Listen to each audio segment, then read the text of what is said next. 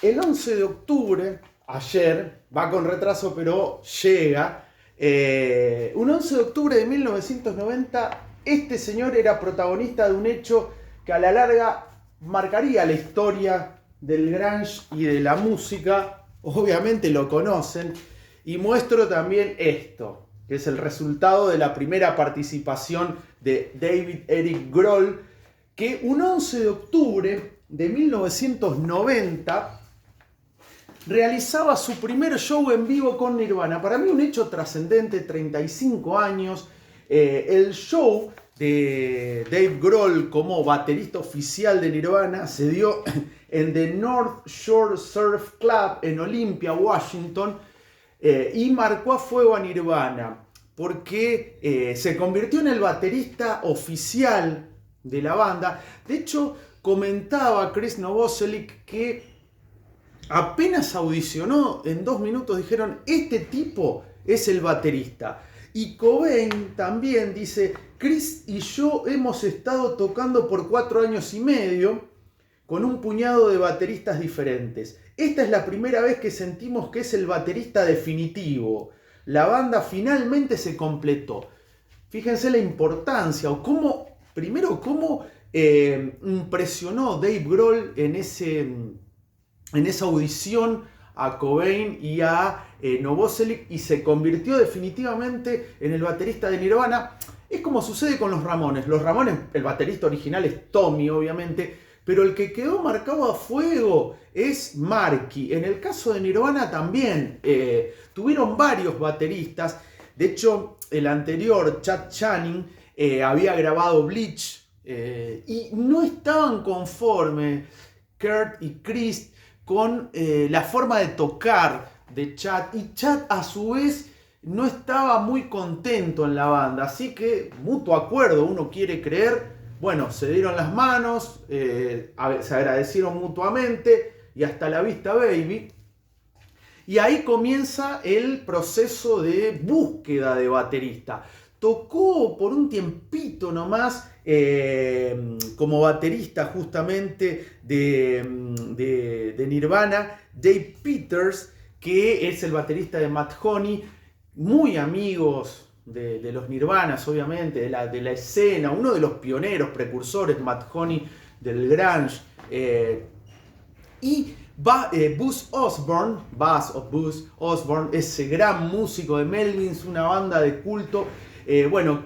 Cobain siempre la citó como influencia, aparecía con sus remeritas de Melvins.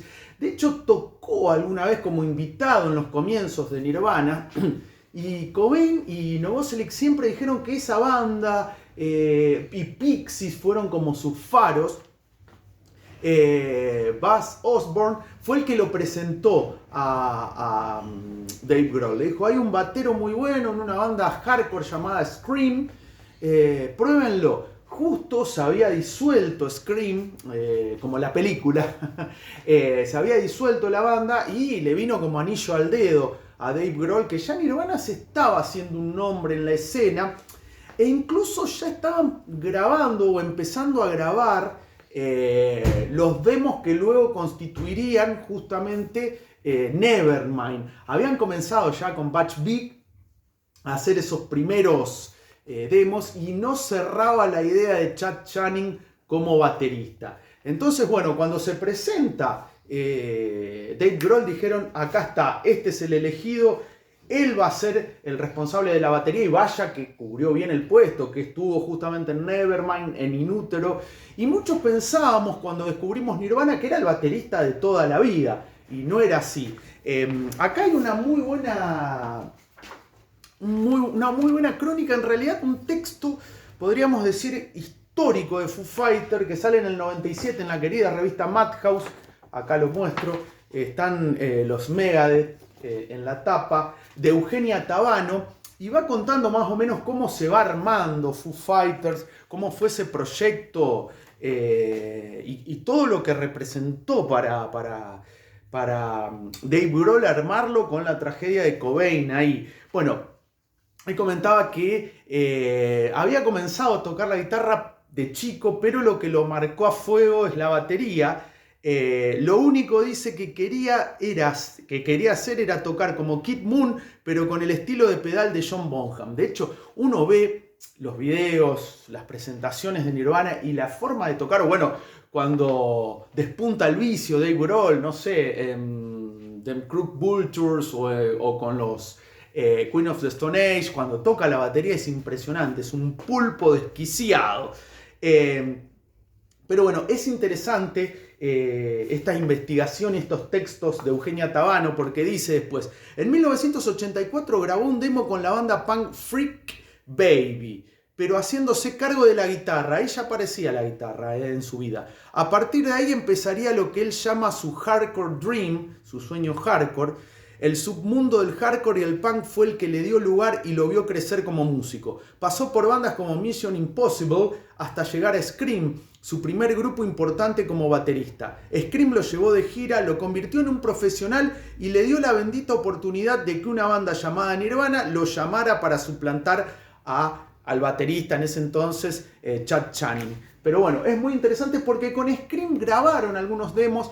Aparece en toda esa ebullición, bueno, ya había pasado un poco, pero lo que fueron bandas seminales, Do It Yourself, como Black Flag, Bad Brains, Minor Threat, Dark Nasty, bueno, los Circle Jerks, The Descendants, Agent Orange, 7 Seconds, toda esa movida, Bad Religion, toda esa movida, ese caldo de cultivo que fue tan importante, que fue un semillero esencial de Vandal, se me viene a la cabeza también, X, The Sherms, ahí aparece Pat Smear, que fue la última incorporación de Nirvana y que justamente Dave Grohl por su amistad lo llama para Foo Fighters, después se fue y volvió, creo que sigue estando ahora Pat Smear.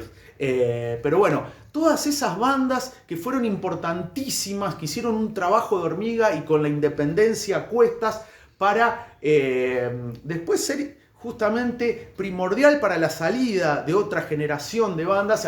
El grunge, yo creo que el grunge, entre comillas, le debe mucho a esa movida hardcore, a esa movida proto-hardcore o de los comienzos, o esos abanderados, como decía, Black Flag, Minor Threat, X, Sherms, The Vandals, Suicidal Tendencies, que hicieron un camino muy importante. Y bueno, en esa movida aparece justamente el señor Dave Grohl con estas caras ahí tan características.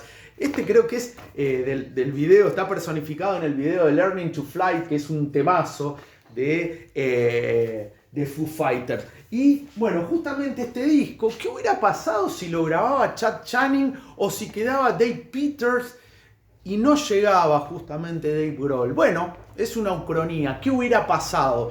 Sin embargo, en este disco debuta, y vaya que fue un debut tremendo, a las chapas, como dicen algunos. Y también, bueno, es muy interesante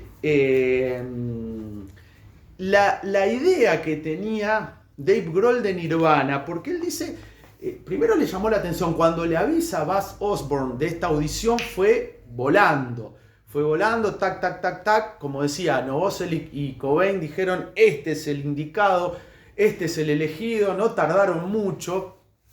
Y bueno, y él decía, Dave Grohl decía respecto a la audición, recuerdo estar en la habitación con Kurt y Chris y pensar, ellos son Nirvana, porque Nirvana, si bien no había explotado, ya se iba haciendo un nombre, nunca se pensó que con Nevermind iba a romper todo, que iba a destronar a artistas que estaban ya ahí en los laureles, Michael Jackson, Madonna, que venían de hacía años o décadas, y Nirvana los sacó de un plumazo. Eso no se esperaba, pero ya se venía hablando de Nirvana. Bueno, decía Grohl, ellos son Nirvana, estás bromeando, porque en la tapa de Bleach parecían leñadores psicópatas. Qué buena definición y qué buen nombre para una banda, Leñadores Psicópatas, una banda grunge. Y yo estaba, ¿cómo ese chico y ese gran HDP? Bueno, por Cobain y Novoselic, que lo sorprendió, pero lo sorprendió específicamente, y a las pruebas nos remitimos y es una verdad de perogrullo.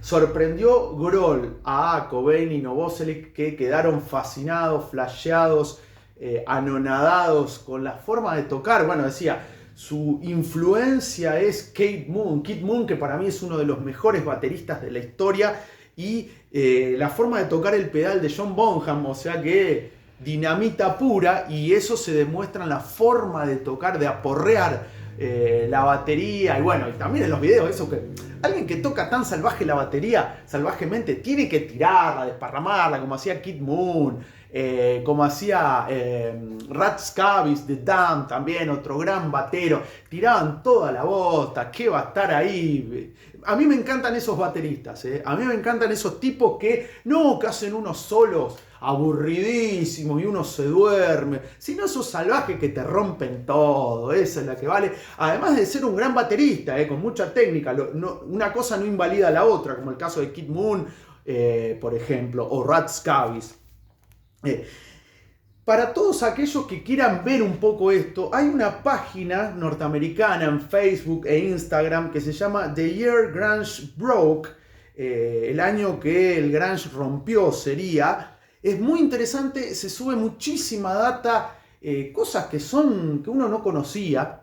Por ahí uno dice, sí, yo conozco. No, acá te vas a sorprender. Y en esta página está justamente un fragmento de ese debut de Dave Grohl en el North Shore Surf Club de Olympia, Washington, en donde, bueno, ahí se ve y se nota que el loco estaba contento. Está bien, no es que fue y lo hacía por trabajo meramente, pero se notaba que estaba compenetrado, y ese trío fue realmente tremendo, férreo, inconmovible, duro como una roca, like a stone, como dirían los Audioslave. Pero vayan a esa página de Year Grunge Broke, Instagram o Facebook, y ahí van a ver, bueno, de todo, pero específicamente ese debut que se produjo un 11 de octubre de 1990. Ayer se cumplieron 35 años.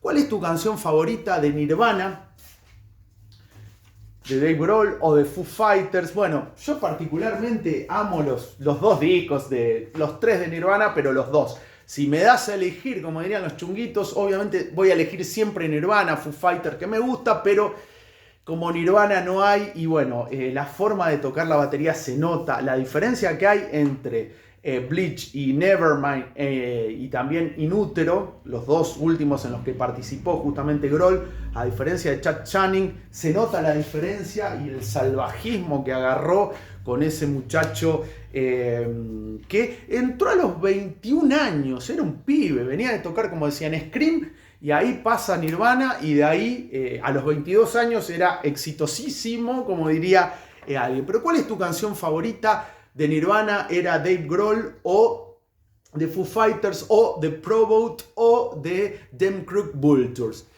Comentarios, por favor, me encantan las historias que se cuentan.